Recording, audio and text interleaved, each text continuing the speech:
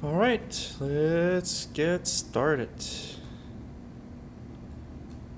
So you are in this section, obviously, which means that you didn't get a lecture for week 2, but you got my email, right? All right, good. I'm gonna cover it real quick today, and because week 3 we're really not going to do anything else other than just reviewing, or not reviewing, but just practicing with selection. So week 2 is selection, week 3 is practice with selection, and there's 2, 4, 6, 7 assignments plus a quiz in week 2, and then we have 2, 4, 5, 6, 7 assignments this week too. So I hope you've been doing them, or you're gonna have to do 14 this week. So what I'm going to do is, to save some time, I'm not going to retype everything. That way I can go through more things today and give you hints on all the other things, on the other assignments in week 3. I'm just going to use the lecture notes from Thursday's section. I'll go through it, and let's have a look at what I have. So first of all, if you have taken any other programming language like Python, it's very similar, except less user-friendly. So selection is done using the relational operators. The relational operators in C++ are very similar to, or exactly the same as the ones in Python. You have the double equal, which stands for, if you want to check to see if something is equal to something, you have the greater than or equal, you have less than or equal, you have not equal, you have less than, you have the greater than. Right? So these are your relational operators, and this is how we check to see if something's true or false. How does the computer notice if something's true or false? It's built into the processor. The processor has 2 pieces to it, 2 components. One is the arithmetic logic unit, the other one is the control unit. The ALU, the arithmetic logic unit, can determine if one number is equal to another number, if one number is less than another number, right? So it can do logic, and you can do arithmetic, like adding, subtracting, all these different things. The default way that C++ shows true or false, when it determines when something is true, it will show it as a 1, and if it determines something is false, it will show it as a 0. That's the default. Okay, and just like everything else in C++, you can change it and make it tell you something else. So if you want to see true instead of a 1 and false instead of a 0, then you have to include this thing: cout, setf, stdios, bool alpha, right? If you do this, as soon as you do that, then it will show true or false. Okay, so what I'm going to do is I'm just going to turn off this piece of code here.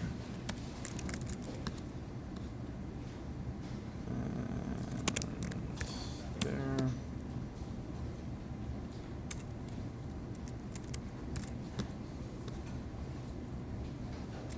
Let's do something else.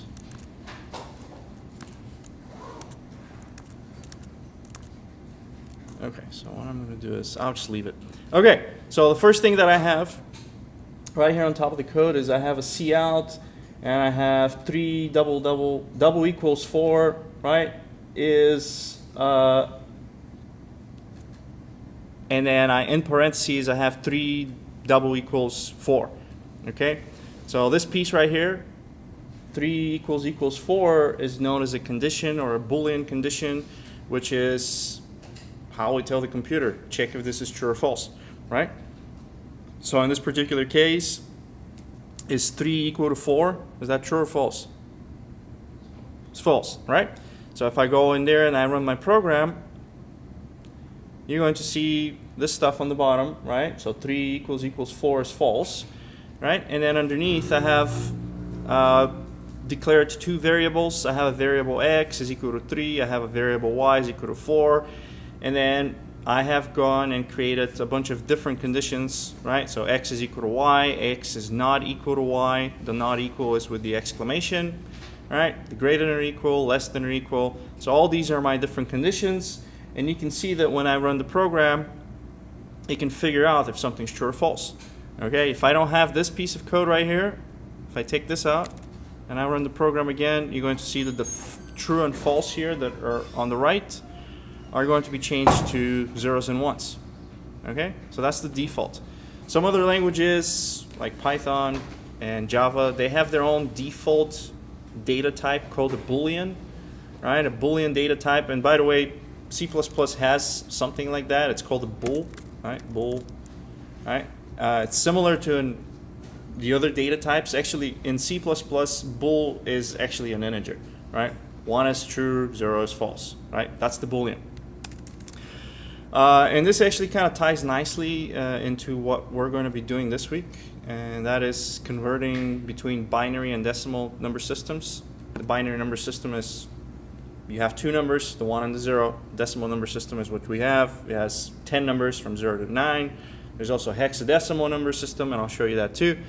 Okay, but that's what the Boolean is. Either something's true or false, on or off, that kind of stuff. So these are the conditions. And again, a condition is a way for you to check to see if something's true or false. Conditions are created using the relational operators. Okay, and if you're math challenged, I wrote them down for you, right? So you know what's a less than and what's a greater than. I hope you know the difference. Okay.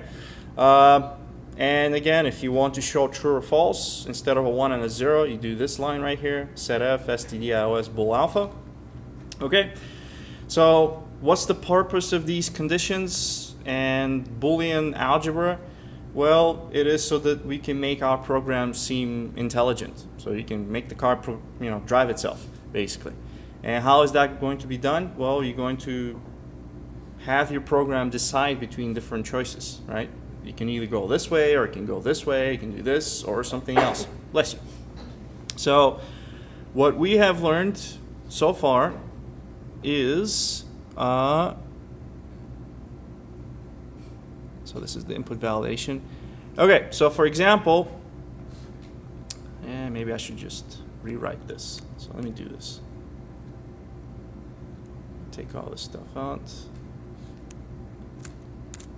And I'll put in a Sublime. Paste it in there. Okay, so for example, let's say we have a variable age is equal to 25. And then if we go in there, intro to selection, I think it is. I have this example. All right. So let's say we have this situation right here. All right. So I have some kind of a value for age, and I have a bunch of couts underneath it. So what is the output that my program is going to show based on this? If I run it, which one of these lines is going to show? All of them. Good, right? That's what we've learned so far. It'll show everything. But obviously, we don't want to show all of them. We only want to show you're over 21 years old, right? Based on the variable age, which is 25. We do not want to show the other ones. So how am I going to do this? Well, I'm going to do it using these conditions and selection, which is the ifs and elses. Okay, so selection, which is if, else, Okay, those are the ones. So what I'm going to do is I'm going to take out some of these out for now, like this one and this one. So you're under 18 years old. It goes like this. If age is less than 18, then I do curly brackets, and then I put whatever I want to happen inside the curly brackets. So if the condition is true, so by the way, this is the condition. All right, this is my condition. You already know what that is. Check to see if something's true or false. If the condition is true, whatever is in the curly brackets of the if will be executed. Okay? So this is different than Python. In Python, we don't have curly brackets. You have to indent things. C++ doesn't care about indentation at all. You can write the whole code in one single line. It will look terrible, and you shouldn't do that, but you could. Okay, and I can have multiple things in there. So I'm going to go and I'm going to break this down into a couple of couts, just so that you can see I have a couple of lines of code in there. Right, this is my first statement. Right, statement 1. and then I have another one underneath it. All right, that's my statement 2. Okay, and then this one here is going to be another if, right? So for this message, I want to do if the age is over 21 years old. So I'm going to go, all right, if age is bigger than 21, okay, then you do this. Okay, so if you have a single statement, right? If you have a single statement,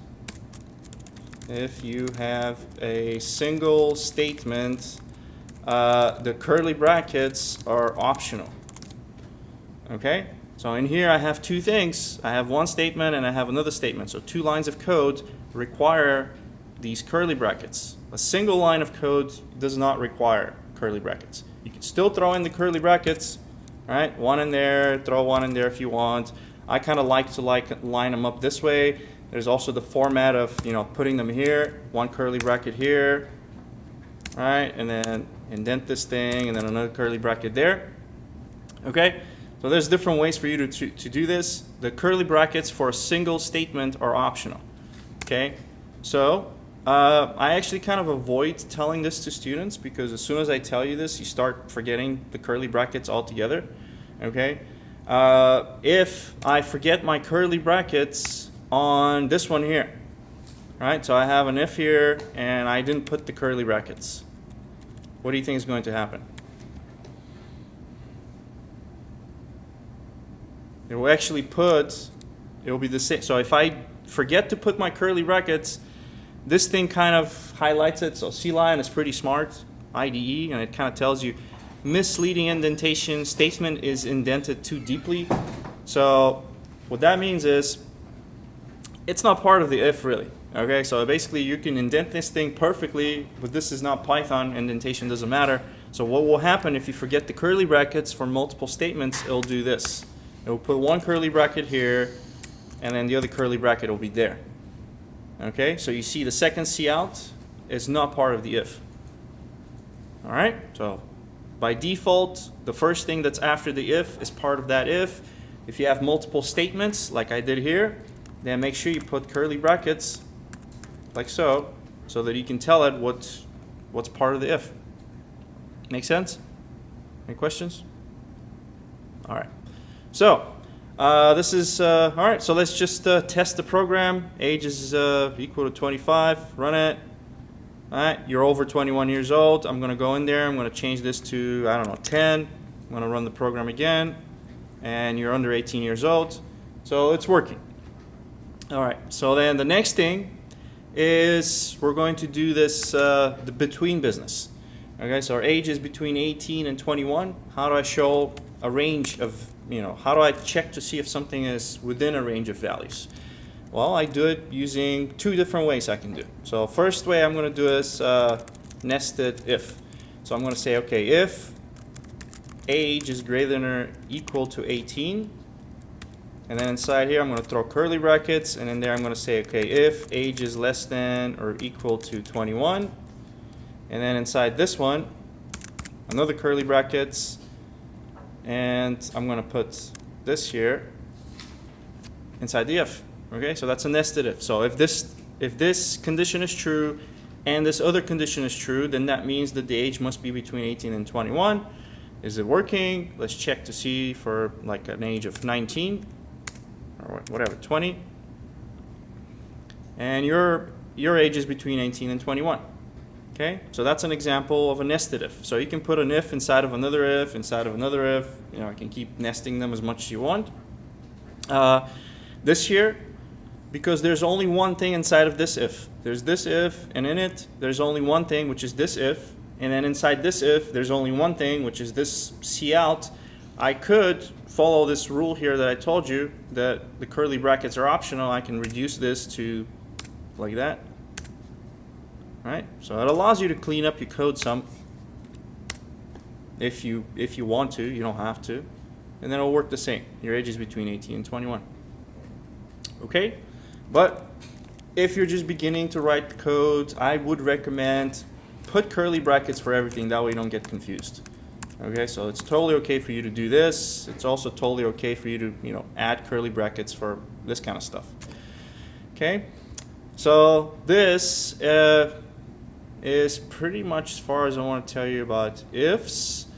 The next thing I want to do is I want to tell you how you can rewrite this piece of code here. Okay, so I can rewrite the above using an AND. And the way we do AND in C++ is 2 ampersands, right? So that's shift and the number 7 gives you the ampersand. So I'm going to just say if my age is greater than or equal to 18, and then make sure you put parentheses around every condition, because some compilers are very picky. Most compilers are very picky. Less than 21. Okay. And then I'm going to show the same message, cout this. Okay, so when I run my program, this here is true, but so is this. So I should see this message right here twice. So if I run the program, there it is. You can see the same message twice. So you can see that I can rewrite a nested if using an AND, just like I said. Any questions? All right. The next thing is, let me give you the little truth table that I have in there for an AND. Okay. And that is this stuff. All right. So the truth table for an AND is this, right? So you have some kind of a condition and some other condition, right? So you have if condition 1 and condition 2. So the possible scenarios that you could have with an AND is you can have a true and a true, you can have a false true, you can have a true false, and you can have both of them be equal to false. Okay? Both of these, so an if with 2 conditions and an AND evaluates to true only if both of the conditions are true. Okay? If either one or both of them are false, the whole thing turns out to be false. Okay? So that is actually called a logical operator. Okay? Using the logical operator. AND. Okay? And that's it. So what's the use of an AND? Well, it's used to see, one of the practical applications is to see if something is within an acceptable range of values, right? If we're looking for a number that's between 1 and 100, you want to see if the number is between those 2 values, you use an AND. Okay?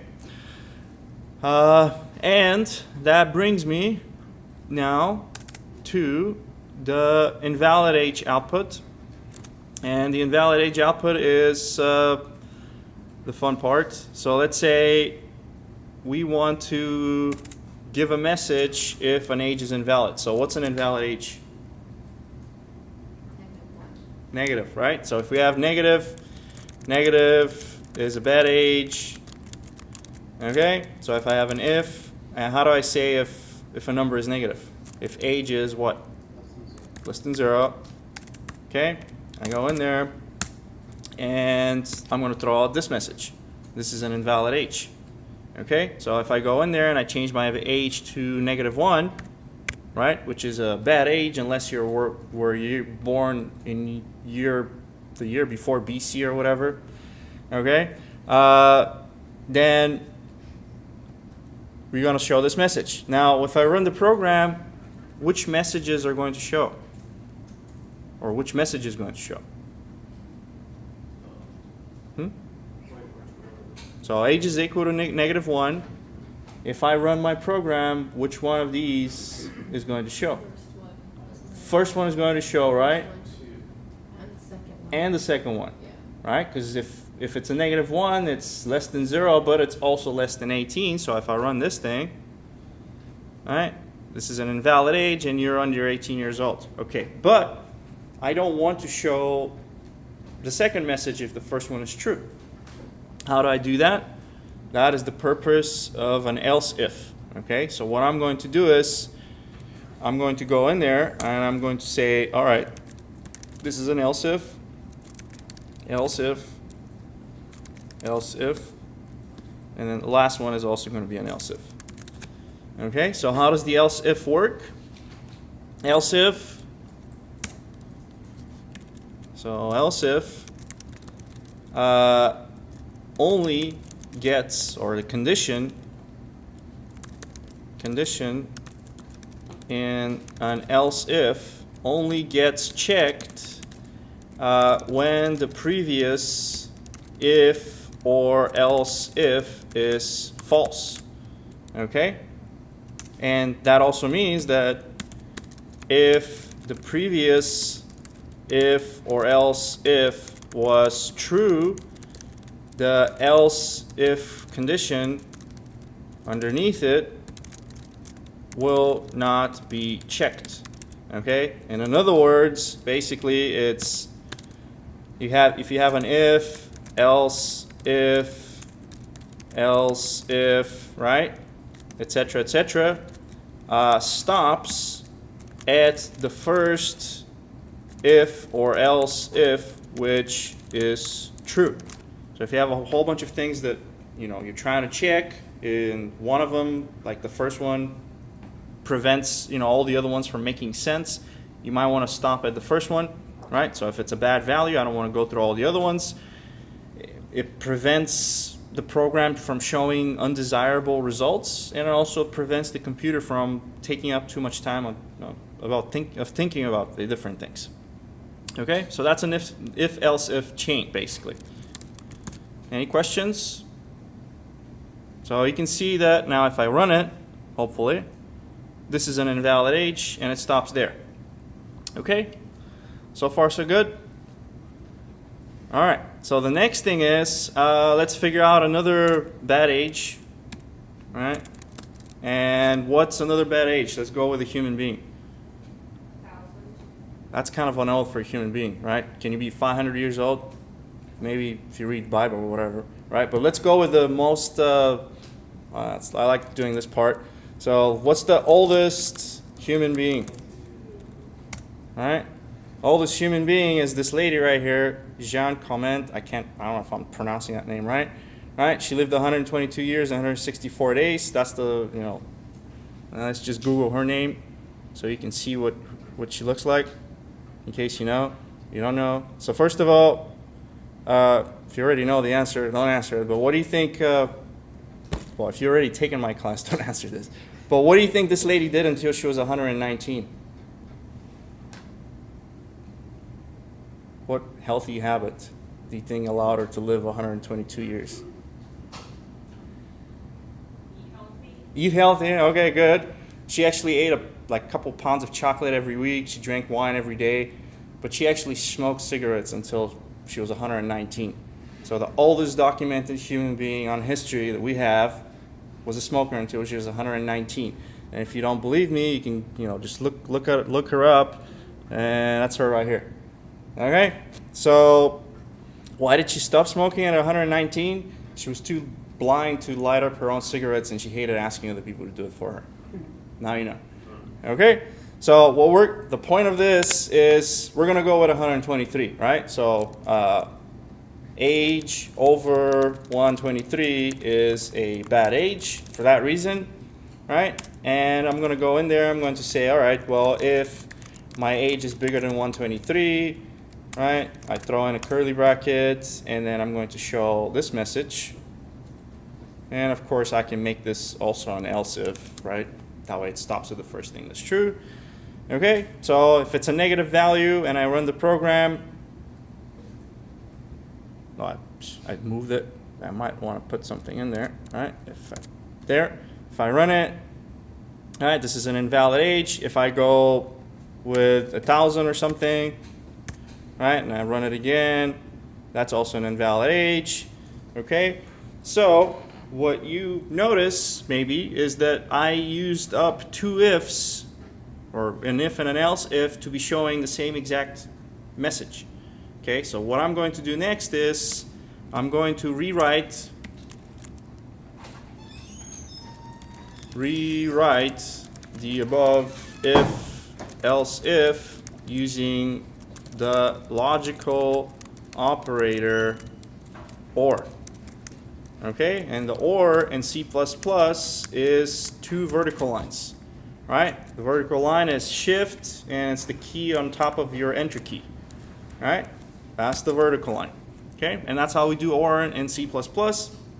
So I'm just going to go in there and rewrite it. So I'm going to say, okay, if, and again, make sure you put extra parentheses. This is different from how you did it in Python. Python, you could have done the whole thing without any parentheses at all, but this isn't Python, right? C++ loves its parentheses. So if age is less than 0, or my age is greater than 123, then I'm going to go and show this error message, which is what I was doing before. And I'm just going to go in there and just comment out this piece of code so that we see that it works the same, maybe. All right, so 1000, run it. This is an invalid age. Give it a negative 1000, run it. And this is an invalid age again.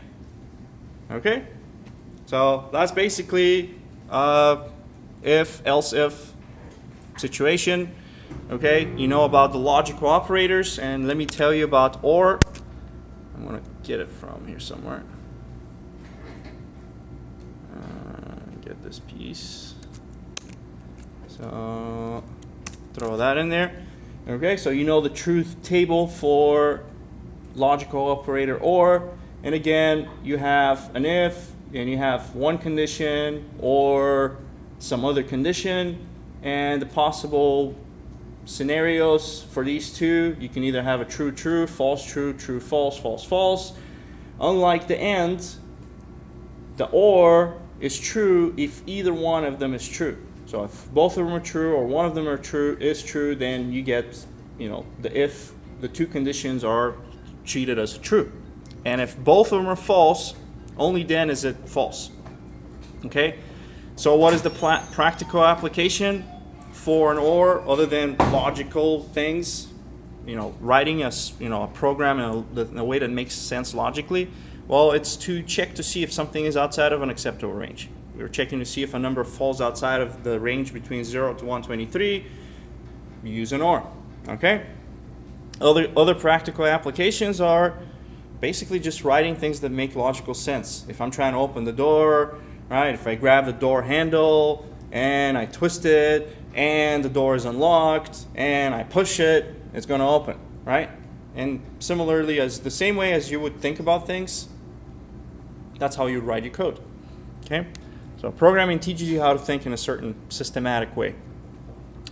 So now you know about the different, the two logical operators. You know about the relational operators. You know what a condition is. You know about different ways to do selection, if and else if. And the next thing that I'm going to do is, well, give you an example of an else. Okay? So what I'm going to do is example of an. Where am I going to do this? I'll put it right here on top. Okay, so I'm going to say, all right, so let's say if I have an if age is less than 0, right? I'm going to say cout the age is negative, and then otherwise I'm going to say else, and then cout the age isn't negative.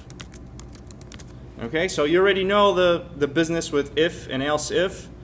So basically, if you have an if, else if chain, it will stop at the first one that is true. In other words, if this is true, we're not going to check all the other ones. If this is true, it's going to show this. We're not going to check all the other ones. Well, the else is similar to an else if, except there's no condition, right? So the else does not have a condition, and it automatically happens when the previous if or else if is false, right? So the else if gets checked if the previous thing is false. The else automatically happens if the previous thing is false. So I'm going to run this thing. It should tell me the age is negative, right? Oops. If I put a semicolon, And let's do a \n in there to do some new lines. Run it again. All right, the age is negative, and if I go and I change this thing to a positive 1000, then the else should happen, and I should see the age isn't negative. Okay? Does that make sense? So now you know what's an if, what's an else if, what's an else, and how they're used. Okay? What else do I want to tell you? Some common ways to use these. So let me go and look at some of these examples. So a lot of this stuff is in here. I already wrote it, right, with some explanations. And the logical operators and the truth tables. Okay, so what I want to show you is these different possible scenarios that you could have, and you already saw some of them. You can have an if, right? You can have an if, and then underneath it you can have another if, right? Nested ifs. You can have an and. You can have an or. You saw that. You can have a bunch of ifs, one after the other. We already saw that, right? You can have an if, else. Okay, so you can have an if, several else ifs, and then one else at the end. Okay, the else does not have a condition, and they cannot have more than one else's in this if-else chain. If I put another one, for example, if I go in there and I try to do another else something, right? It's already complaining about something here. Else without an if. Okay, so you can't do that. Also, you can't start with an else, right? Same kind of deal. It's not going to like it. You have an else without an if. You also can't start with an else if, right? You have to start with an if. The topmost thing has to be an if, and then it's an else if, else. Yeah, you can have an if, else if, without an else at the end. You can have just an if, else. Those are things that you can do. I already showed you cannot have a single else by itself. You also cannot have a condition in your else. So if I try to go in there and I try to do else age is greater than 0, it's not going to like it. Okay, I can try to run this thing, and sometimes or many times C++ is unpredictable, but there you go. What is it saying? Expected semicolon, right? So don't expect C++ to be very user-friendly with the errors. It has nothing. This error message happens to have nothing to do with a semicolon. The error is actually that I put a condition. The else does not have a condition. Okay. What else? So that's another common mistake. And other things are, if you look at this, what else do I have? Else if. Oh yeah, you cannot have a single else if on top. I kind of have to fix this. It's not an else if. And then another very common mistake is the equal. Okay, what is wrong with if I go in there and I say if age equals 0? What's wrong with this picture? That's an assignment operator instead of a comparison. Exactly. So the assignment operator makes the thing on the left equal to the thing on the right. The comparison or the relational operator checks to see if something is equal. Okay? It's always false. Yeah, I don't know. That's weird. Okay. So that's a very common mistake. Don't do it. And unlike other programming languages, which will be nice enough to give you an error message, C++ does not, as you saw, do very nice user-friendly error messages. So that what will happen is the program will run and it just won't work the way you think. It might give you the wrong result. It might crash at some point. These are the typical errors that you get with C++ if you broke some of the syntax. Okay, so not everything is a syntax error. So that is basically your crash course in all this, and that's what I covered in the Thursday lecture last week. Any questions? You don't have to all ask at once. Okay. And you already know how to do the true-false business, right? If you want to show true or false instead of 1 and 0, you do this line. Okay, so I guess that leads me to the assignments that we have to do for week 2, which you should have been working on already, hopefully. So the first one is P7. P7 is just a sample program. You have a sample program in there. You type it up, you get it working, run it, show me how it works, and you're done. Okay. One thing about the selection programs is you should test them for every possible scenario, right? So every possible outcome that your program could have, you should test it, because if it has 10 things and you tested only 8 of them or whatever, and you send your product to the customer, but then it ends up failing those 2, you failed at your job. Okay, so testing is very important, and that's why I require you to submit multi-line comments on the bottom of your code to show me how the program works. Okay, so that is first one, sample program. Go to the next one. Second one, I gotta fix the numbering. Second one is 8. So the second one is write the following program to compute a person's height and print out a message. The user will input feet in inches. The program will convert that to inches and then print a message based on the total inches. Be sure to have your program output match mine. All right, so here you go. You have some kind of an input like enter feet, enter inches. So 6 feet plus 1 inches is 73 inches. And some kind of a message for if they're over 72 inches. Another message if they're between 5 feet and 6 feet tall. And a third message if they're less than 60 inches. Right? So you can play shame the user, give them different error messages, like if they're 4 and 2, that's 50 inches less than 60, right? Give them some other message. If they're between 5 and 6, that's 5'4", right? You give them some other message. Okay? So the hint that I have for this, I'm just going to copy paste it. That way we don't waste too much time. Okay, I'm going to throw it on the bottom right here. All right, so this is P8 hint. So you basically have to declare a couple of float variables.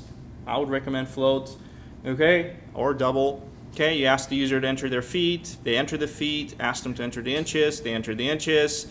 You do the calculations for the total inches, which is equal to feet times 12 plus inches. And then you have an if total inches is greater than 72. You show one message. And then you have an else if total inches is bigger than 60 and less than 72. Why 60? Because 5 feet is 60 inches. And why less than or equal to 72? Because 72 is 6 times 12. Okay, you get another message. And then you do the other one, right? There's another one, another else if or else, whatever you want to say, for if they're short. Okay, so that's the P8 hint. Next one is P9, letter grades. You have the student or whoever, the user is entering a percentage, just a number. They don't have to put the percent sign at the end. And based on this percentage, you determine what their grade is. Okay, so let's say, for example, sample run right here. And again, since we have different possible outcomes, we have an A, you have a B, we have a C, we have a D, we have an F. And maybe you also want to check to see if there's an invalid percentage. You have to check for all these different cases, right? So you want to check for a C, for a B, for an A, for a D, for an F, right? I forgot the invalid one. And it basically is something like this. And by the way, even though I'm giving all these hints, I would highly recommend that you don't use the hints. Try to write the programs by yourself, and only if you absolutely get stuck, then look at the hints, because I'm not doing a favor by holding your hand too much. You really need to develop the skill to problem solve and think about these things for yourself, which is not going to happen if you just follow some solution. Believe me, you need to hit the wall and then get frustrated maybe a little bit and then overcome that by figuring it out yourself. And only if you get stuck really can't figure it out, then consult this or send me an email. So anyway, you have some kind of a float variable, percent. Why is it a float? Because they don't have to necessarily enter just the whole number. And you have an if in there. The first one is to check to see if something is, if what they entered is an invalid percent, right? The percent values can only go between, shouldn't be 100. Percent is more than 100, right? So if it's less than 0 or more than 100, that's an invalid percent value. Else if the percent is greater than 90 and less than 100 or less than or equal to 100, that's an F. And then you have to go and do the rest of them for the B, C, D, and F. Okay? Any questions? Pretty basic. Okay? I'm going to comment this out too. And going to the next one, 10. Man, I got to fix my numbers. 10 is precision, area, perimeter, validating input. Okay, so what does it mean to validate input? You're going to ask the user for some value. You're going to make sure that the value is good, just like we did with the age. If they enter an invalid age, you tell them, no, we can't. The program is not going to work with this. So let me go and look at the code for this. So, oh, and by the way, so what is this? You ask the user for two values. One is the width, one is the height. And you determine what's the area and perimeter of your surface or whatever, of your shape, of your rectangle. Okay, notice what I said is test your program with the numbers below and make sure that your program runs exactly as shown below. So if you notice here, this is a little bit trickier, right? There's a decimal number, there's a decimal number. You're going to show these two decimal numbers. Notice how they're rounded. 2 digits, 1 digit, 1 digit. Then I'm going to show you the perimeter using this format. Whoops. Okay, 2 digits, 1 digit, 1 digit. Okay, the program is not going to show you these numbers rounded to these digits. You're going to have to make it.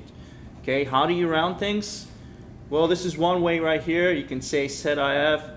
Basically, you need to do these 3 lines to set a number to be rounded to 1 decimal. So cout precision parentheses 1 allows you to format a number rounded to 1 decimal. Make sure that you include these 2 other lines. And I have a couple of sample, example programs underneath. Let's say you have a double pi. If I say set precision 3 here, it's going to show it as 3.141. If I say set precision 2, then it's going to do 3.14. As soon as you set the precision for something, it will continue using that precision for the rest of your program. So if I set precision 3, it's going to make everything with 3 digits for the rest of the program. If at any point you want to change it so it looks different, then you use 2. Okay, so that's one way to do it. Another way to do it, if you've done Python, I actually prefer this way better because the C programming language is backward compatible. Sorry, C++ is backward compatible with C. We can actually use all the features from the old language into the new language. Okay, and there is a printf in there, which is same thing that you could use. Java has a printf too. I'm not sure if you remember it, but it allows you to use this %.2f notation. All right, so in here, what I'm doing is I'm saying I have num is equal to %.2f, num2 is equal to %.2f, num3 is equal to %f. Right? %.2f means insert a float rounded to 2 digits. Okay, which float am I going to insert here? This variable right there. Which float am I going to insert here? It's going to be this variable, num2. Which float am I going to be inserting here? That's the third variable, num3. Okay, if I have, it's basically you have a bunch of text. Inside this text, we're going to insert 3 variables wherever this percent business is. I personally like this better than the C++ notation. It's easier than having to do the set precision every time for every variable and then changing it and stuff like that. But you can do whatever you want. If you want to use the printf, you have to use the include stdio.h. That is the library, the standard input-output library for the C programming language. In order for you to use printf, you got to use the stdio.h. Okay? Not studio, okay? It's stdio. So, and that's it. So sample program run or sample hint for this. And let me show you this piece. All right, so I'm going to throw it in there. and you basically have, yeah, and this is your hint for 10 and 11 because both of these ask you to validate input. All right, so what's the validation of input for now? We are not doing loops, so we're only going to do one time. If the user enters the value wrong one time, you tell them something, and we're going to do how to do multiple wrong values when we get to loops, which is next week. So basically, if either of the values that they entered, so first of all, I'm only showing you how to do the input for the width. You got to do the same for the height. If either value is less than 0, you tell them invalid input for width and height. And otherwise, you go and you calculate and show the area and the perimeter. Right? If you don't know what the area is equal to width times height, if I can spell it. And then if you have the perimeter, perimeter is equal to 2 times width plus height. Okay? So those are your formulas. Plug in there and then calculate and show it. Okay? So that's your P10. And again, make sure that you format your output to be rounded to whatever digits that you see here. Okay? Very important for you to learn how to manipulate and format output. That's the purpose of this exercise, or one of the purposes. So this is P10. P11 is you write a program to determine if the user can vote. The user can vote if they're over 18 years old, are citizen, and are registered. Okay? So the program is going to ask a series of questions about the user's age, their citizenship status, and their registration. And if everything is good, they can vote. And if some of these are bad, you tell them no, you can't vote, and you give them the reason why they can't vote.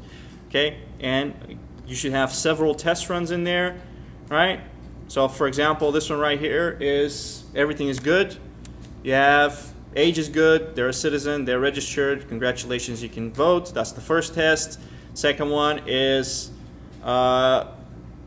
these two are good, but they're not registered, so you tell them you cannot register, and then you tell them you must be registered to vote. Third test, they're old enough, but they're not a citizen, they're not registered, so they cannot vote.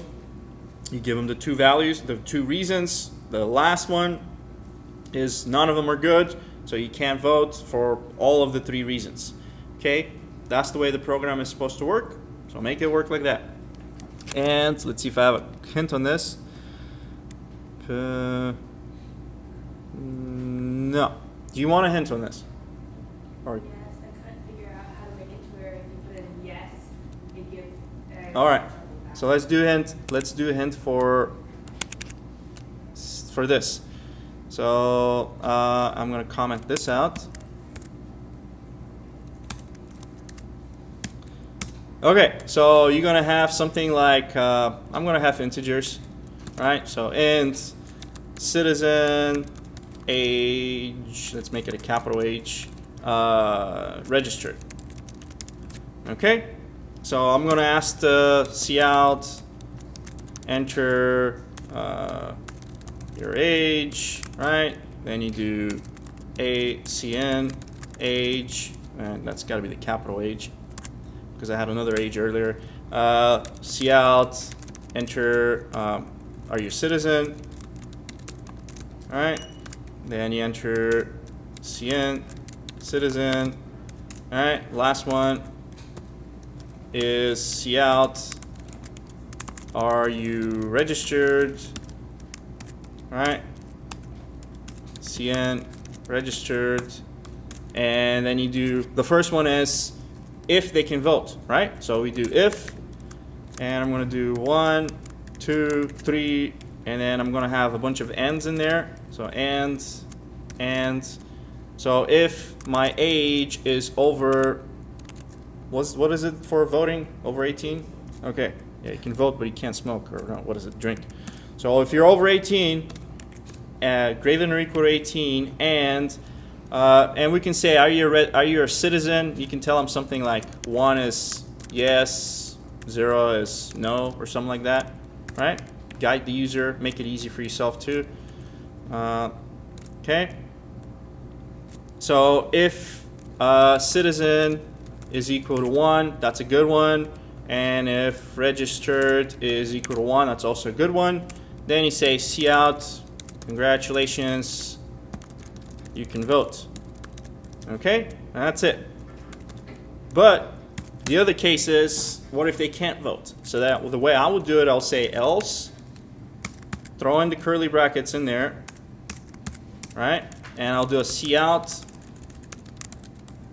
you cannot vote, right? And then underneath it, I'm going to list the reasons why they can't vote. So if the age is less than 18, right?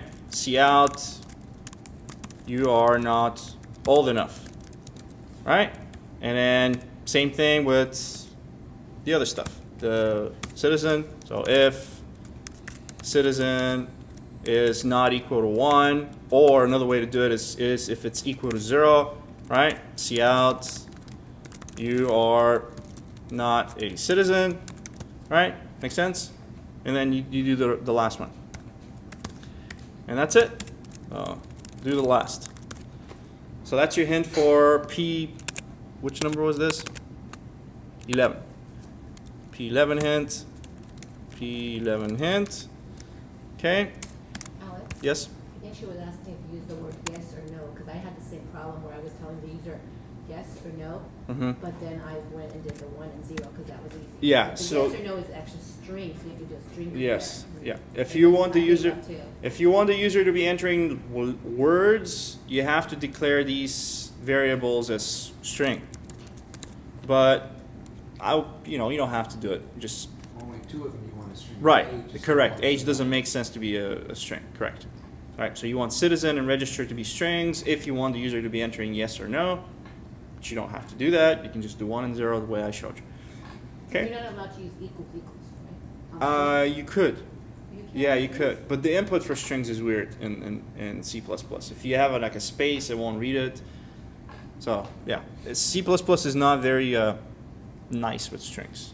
It's not very nice at all, actually. Period. It's not a very user-friendly language. It's a low-level thing. It's an old language. Okay, so that's the voting business. And now we have 12. All right.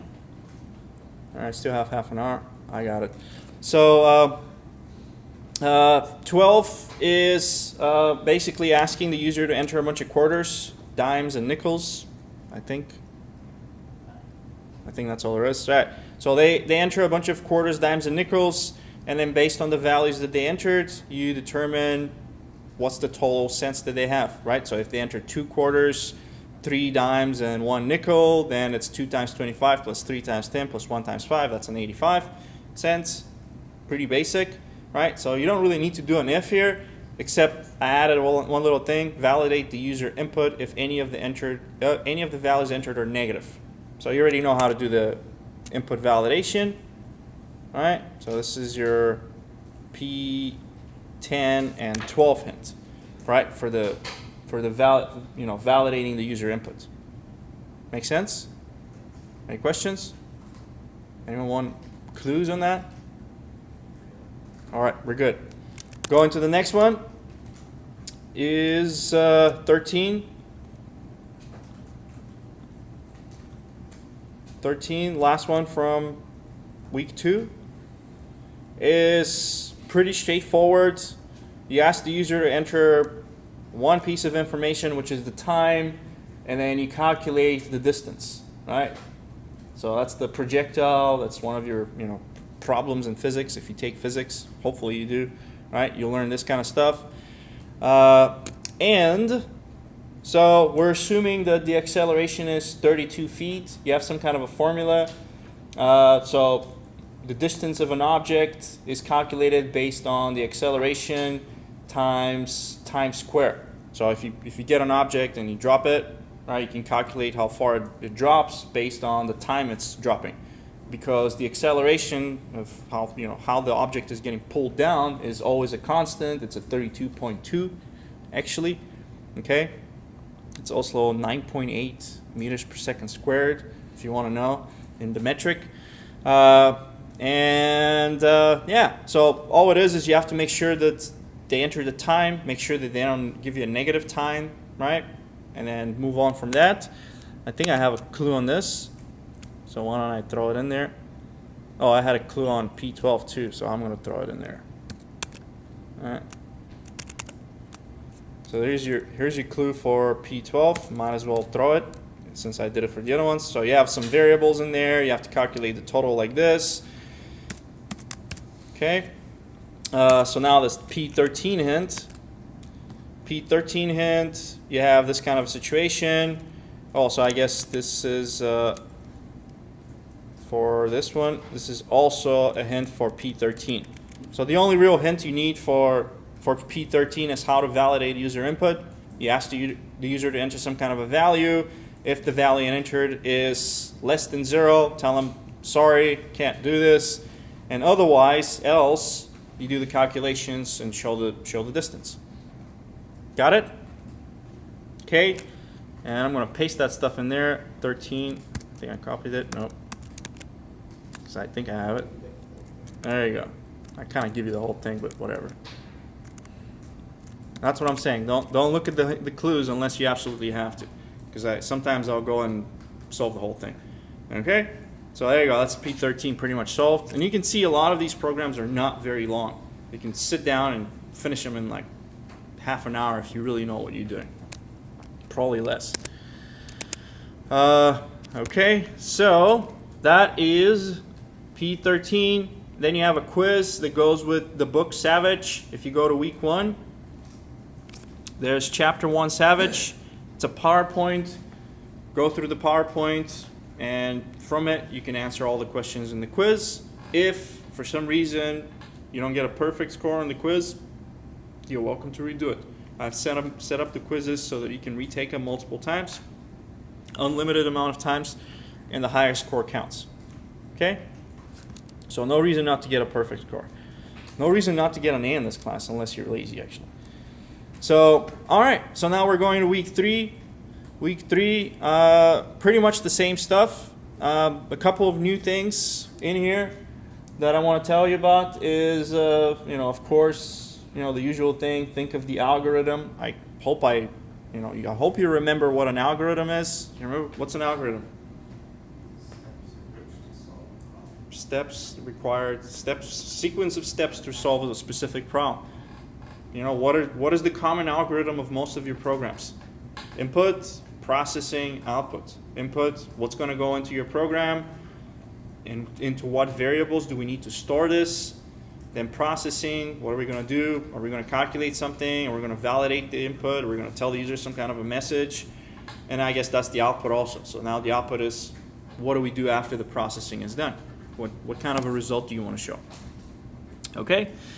And then some review in there. And then the only other thing is, well, there's one thing. One of the things is random numbers. So to make a random number in C++, hopefully it opens eventually one day. Maybe not. Canvas sucks. There we go. Random number. That's not a random number. Damn it. I put the wrong one in there. Okay. So I guess I'm going to have to write it here. Let's see if I can wing it. All right. So first of all, importing a random number, I'm going to throw it right here on top. Okay. Random number. Okay. So for those of you who took Python, you're going to appreciate how wonderful Python was, because you're going to see how tedious it is to just generate a freaking random number in C++. All right. So first of all, I have to include time age. God, I hope I remember all these things. Include time age. Okay. Let me test this. All right, we're good. So the next thing is I'm going to do int I seed is equal to time null. Okay, so far so good. Then I'm going to do srand, and then I'm going to put I seed. And then I'm going to do int random number equals rand modulus 3. Okay? And then I can show you this random number, cout random number equals random number and up. Okay? So, if I run the program,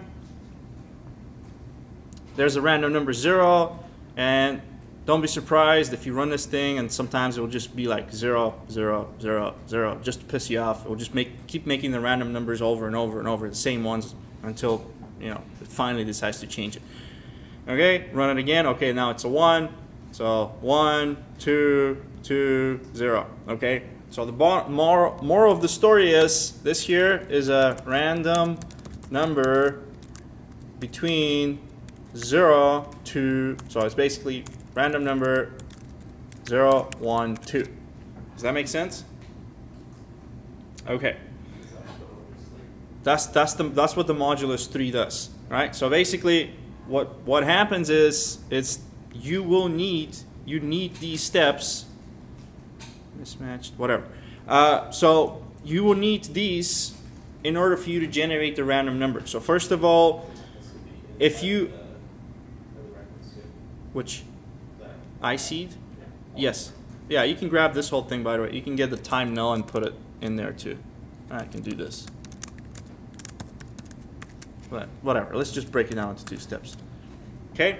So if you don't do this, all right, if you do not do these 2 pieces, what we'll do is imagine a list of like random numbers, whatever they are. Okay? The way this program is going to work is it will always pull from that list of same random numbers. So if, let's say, I have random number 100 and the next one is 105 and then it's a negative something or whatever, it will always go in these sequence of random numbers. So every time I run the program, it will show me the same random numbers, okay? Because it's pulling from the same list of random numbers. The way I change the list of the random numbers is using this srand function, okay? And what I'm doing is the srand function, if you give it the same value every time, you don't know what a function is, don't worry about it, right? We'll get to it when we get to it. But if I give this thing a specific value, like if I give it a 0, then it will always generate the same list of random numbers. So what I have to do is I have to use the system time and feed this thing a different number every time so that it generates me a random list of random numbers. Okay, but that's still not the actual random number. Okay, the random number itself, so imagine this rand business, right? This here generates some big number, right? Like a 10,032, whatever, okay? And then what I'm doing is I'm reducing that big number to either 0, 1, or 2 using the modulus 3 operator, okay? So if you have any big number and you use modulus 3 on that thing, it will always generate some kind of a value which is either 0, 1, or 2. Okay? So let's move on to the next one. So let's say I want to make a random number, want to make a random number between 0 to 10. You help me. What do I do? Random number is equal to rand modulus what? 11. Okay? Got it? All right. Let's say I want to make a random number between I don't know, 0 to 106. What do I do? What is this now? 107? Okay. So you got it. Maybe. All right. So now the next step is I want to make a random number between 5 to 10. Now what?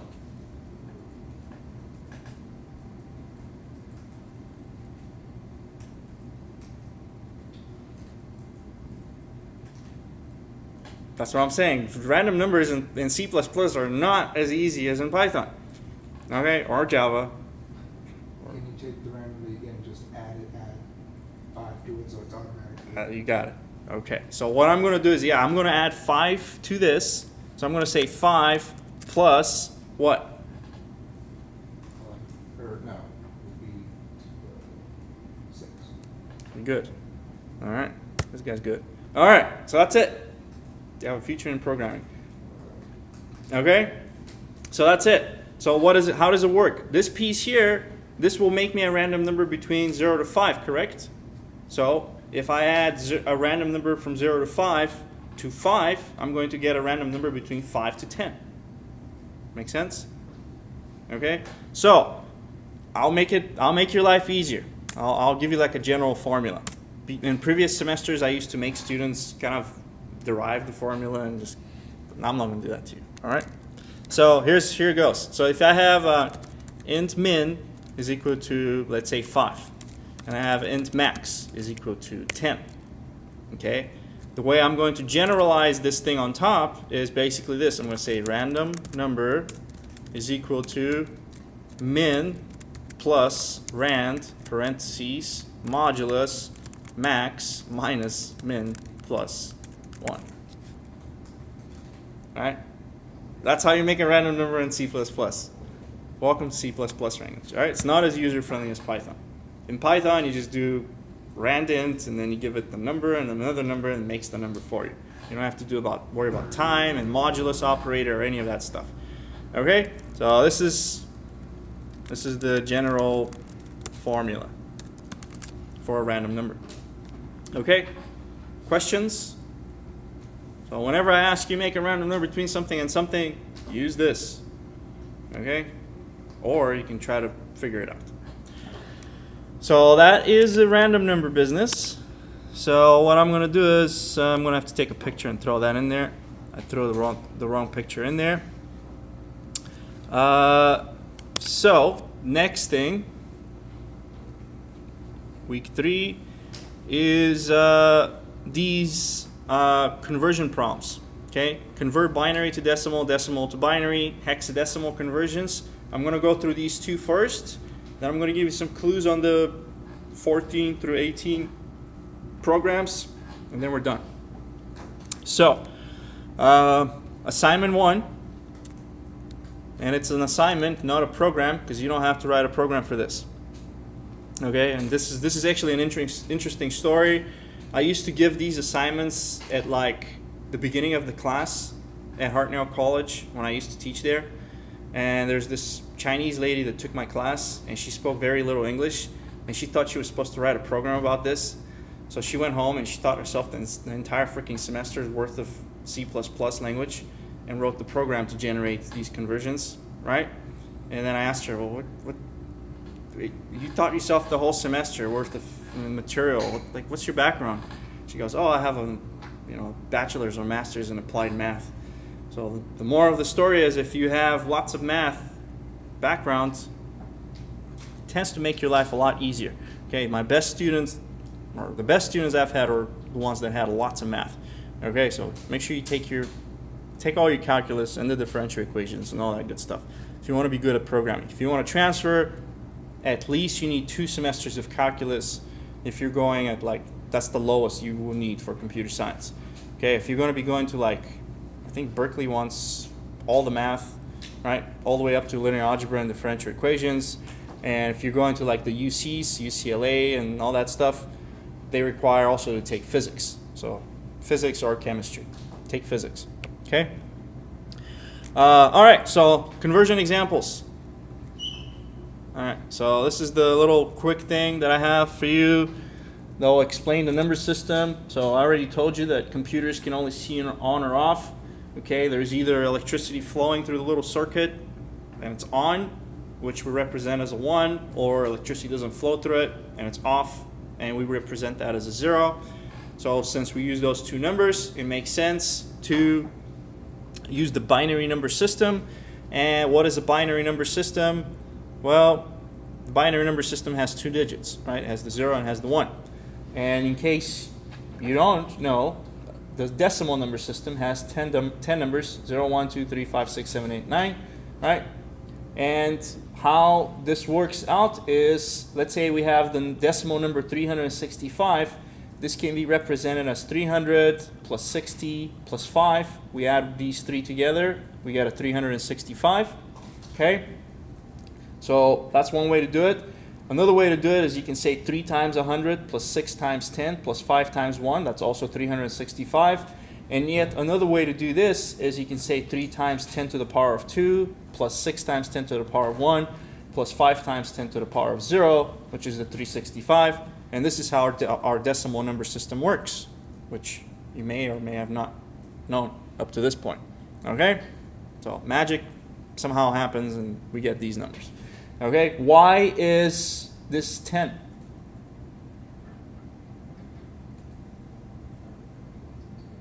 We got 10 numbers. So the base is 10. Okay? All right. Now let's switch to the binary number system. The binary number system has only 2 numbers. You can only have 2 numbers, 0 and 1.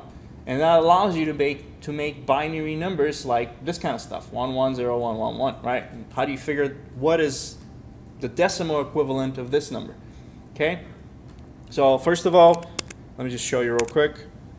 I'll throw it in here. And all the way at the bottom. Let's see. So you have a bit and you have a decimal.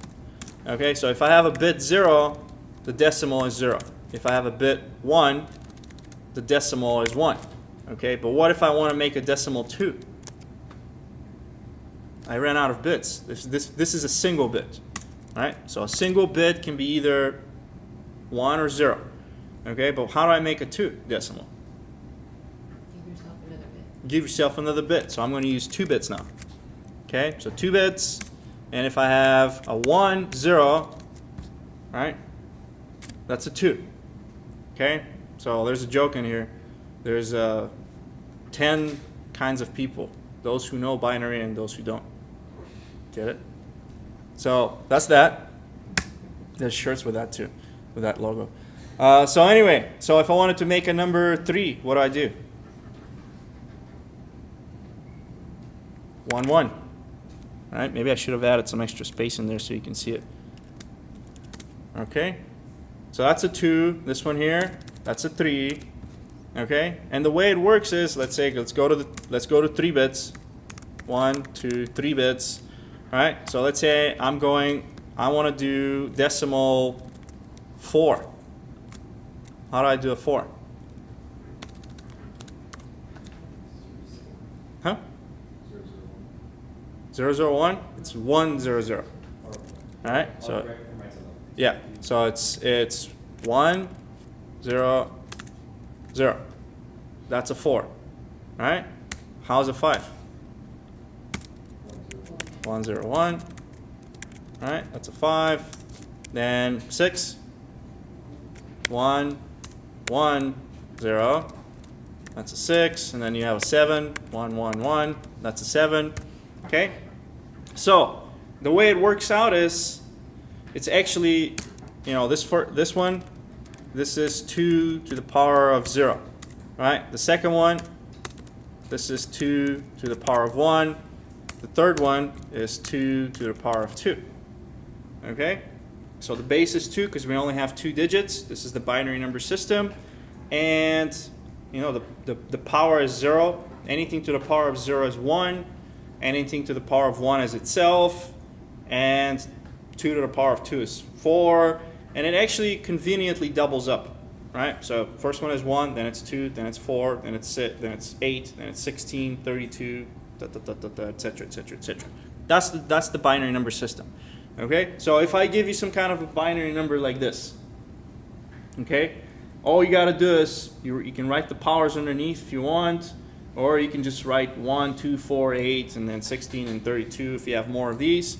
Okay? And then all you got to do is multiply these numbers times these numbers, and then add them up.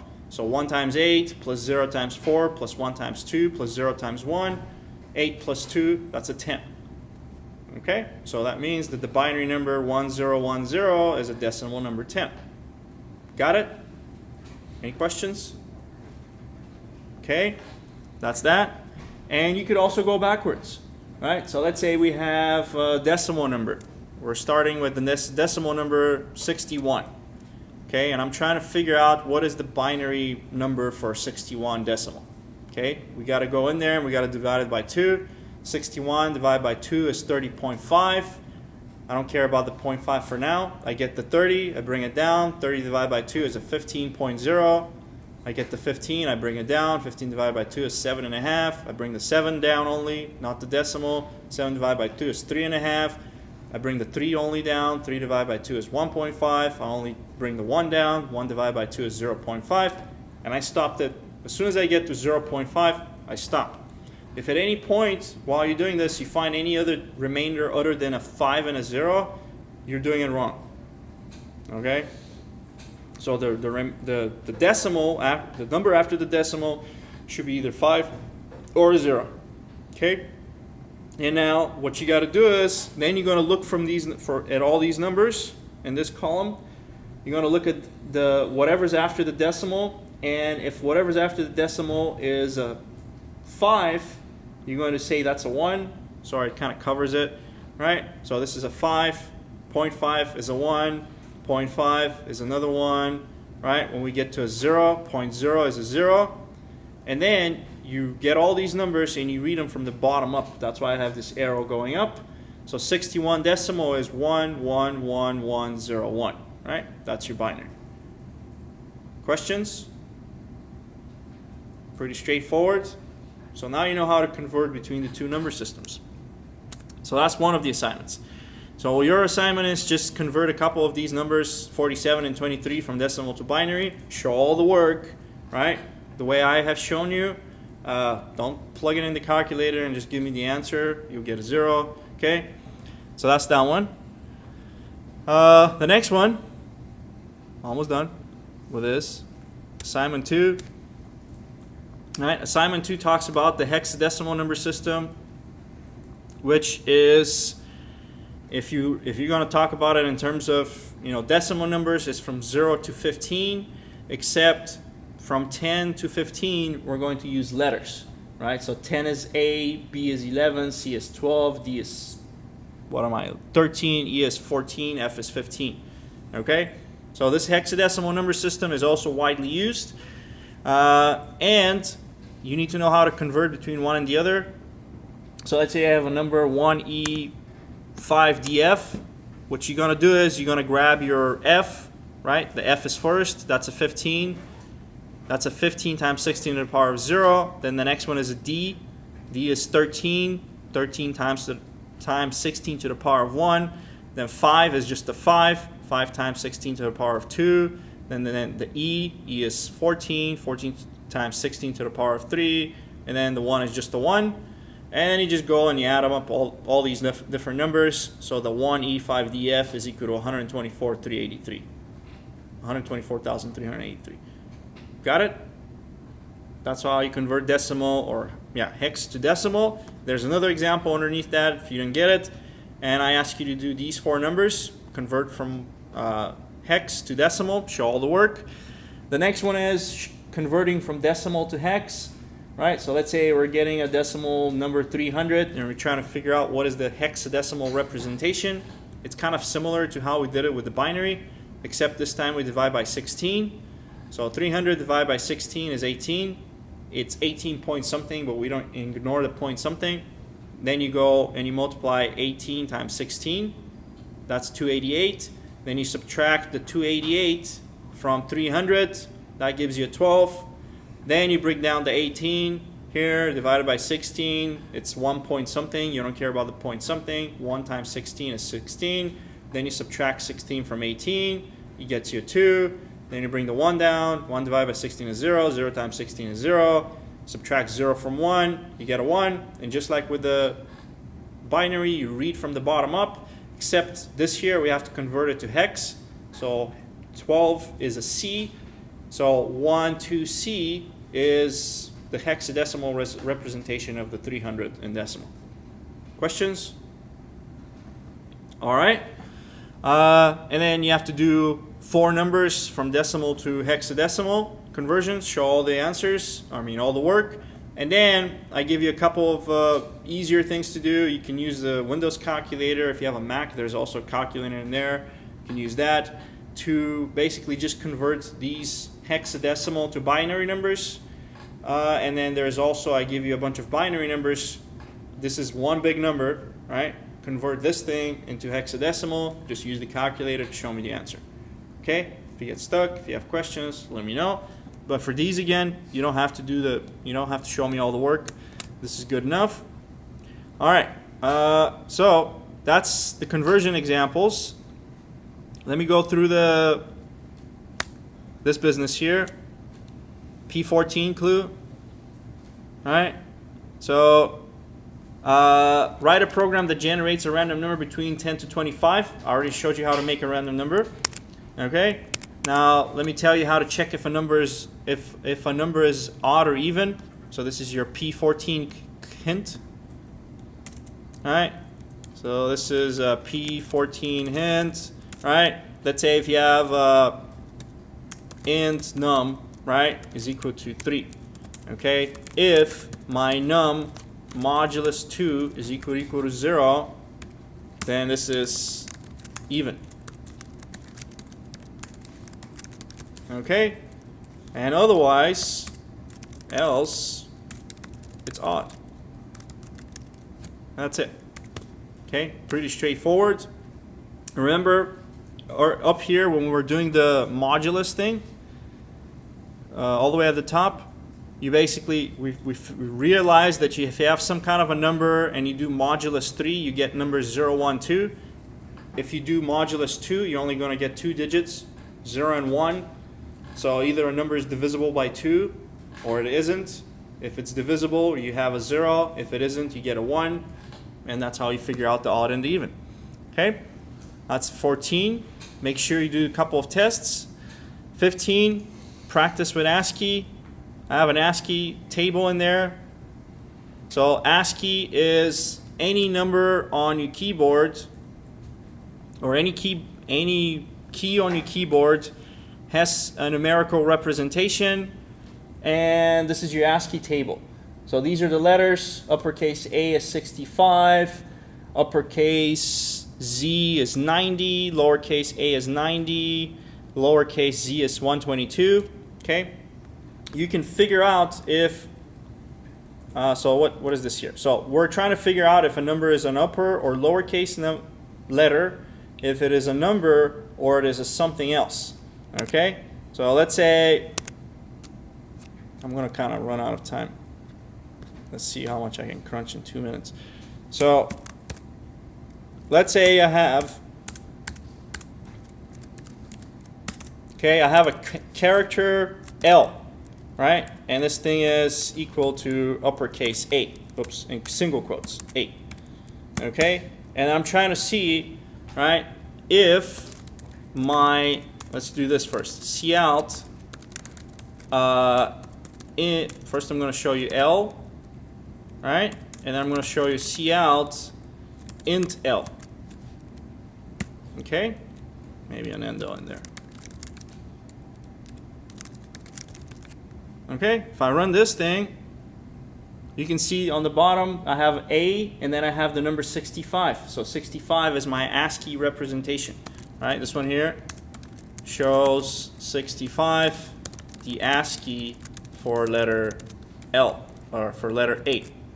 Okay? So what you have to do is you have to look at your table, right? So this is user enters this, right? User enters this. This is your P15 hint. P15 hint.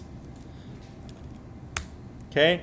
So user enters this, all right, and then based on what they enter, if what they entered is, where's my little picture? Let's zoom in on this. So let's say they entered an uppercase. So uppercase is going to be between 65 through 90. Okay? So if my letter is between 65, if L is greater than or equal to 65, and this is L is less than or equal to, what was it? What was the other one? 90. All right, 90. Then I can say cout, this is an uppercase letter. Okay? And similarly, you can look at the ranges for the numbers, right? the number 0 is an actual 48. If they enter the number 0, that's going to be ASCII 48. If they enter the number 9, that's a 57. So you have to go in there and do the rest of these ifs, right? So you're going to have a else if, right?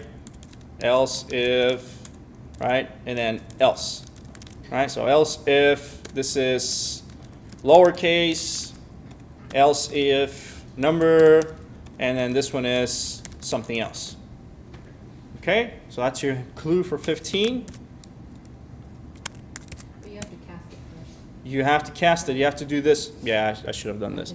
Actually, you can do it without casting, but you're right. It still works? It will still work. Oh, that's cool. Yeah, so you have to cast it. And by the way, casting is when you force something to look as a different data type. So it's a character originally, and I'm forcing it to turn itself into an integer. But yeah, even if I didn't cast it, it will still work. All right, so that's 15. 16, rock, paper, scissors. You know the game? All right, the user is going to enter 2 values. You can use random numbers if you want. You can play against the computer. But you can just enter the values manually yourself. Right? So you have rock, paper, scissors. All right, let me just give you some more clues. So this is P16. Come on. P16 hint. All right, so I will do this. So you have int player 1, player 2, right? User enters this. And then what I will do is I'll make a couple of variables, right? I'll tell the user, please enter P1. 1 is rock, 2 is paper, and 3 is scissors, right? And then what I'm going to do to make my life easier, I'm going to make 3 more variables. Rock is equal to 1, paper is equal to 2, scissors is equal to 3, right? And I just check the winner. So 3 ways for player 1 to win. You basically have if player 1, let's do some extra parentheses in there. All right, so if player 1 is equal to rock, what does player 2 need to be in order for player 1 to win?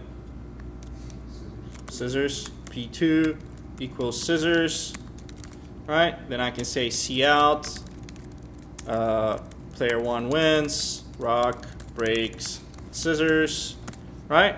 And then you do 2 more, right? Let me do a little more. If, let me copy this here. All right, so if player 1, the other one is what? Let's go with paper. So if player 1 is paper, what does player 2 need to be in order for player 1 to win? Rock.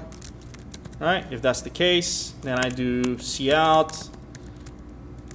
Player 1 wins. Paper covers rock. All right, and one more case for player 1 to win.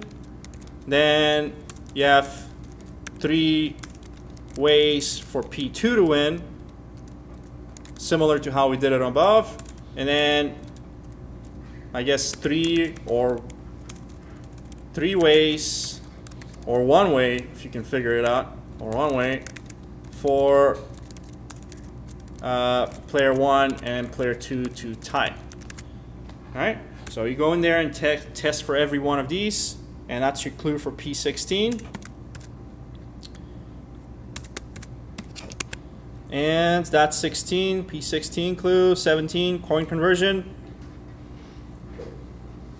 All right, coin conversion. This time you're going to ask the user to enter a total number of coins. And based on this, you're going to figure out how many quarters they have, how many nickels, how many dimes. I have the hint underneath this, so I'm not going to give you a hint on this. All right, you basically just have to, if you want to determine the quarters, divide the whole thing by 25. That's how many quarters you have. Okay, then you have to subtract however many quarters you have from the total coins. And I show you how to do that here. That's this line right here. And then do the same for all the rest of the denominations. And last one, and I also have a hint on this, so I'm not going to have to give you a hint, hopefully. I put it in there. Damn, I didn't. All right, I'll give you a clue. So I'll do this. I'll upload the clue on this as soon as I'm done.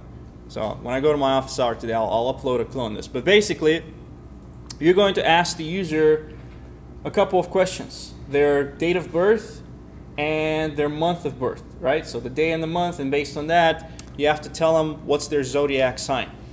All right. So if they enter March, which is month 3, and the day is between 1 and 21, then they're Aries, right? The other way that they could be Aries is they entered an April and the day is, for Aries, they entered March and the day is between 21 to 30. And for April, they entered April and the day is between 1 and 19. Okay? And you have to do that 12 times. So it's an excellent practice in, ifs and else's and ands and ors. Got it? All right, that's all I have. So I had to crunch through 2 weeks worth of lectures and stuff and on one sitting, but I did it. And that's all I have for today. I will upload a clue on this for you, viewing pleasure, in a couple of minutes. Thanks for coming. Hope to see you next week. Make sure you keep up with the work, or you're not going to be happy very soon. You're going to start getting more and more lost.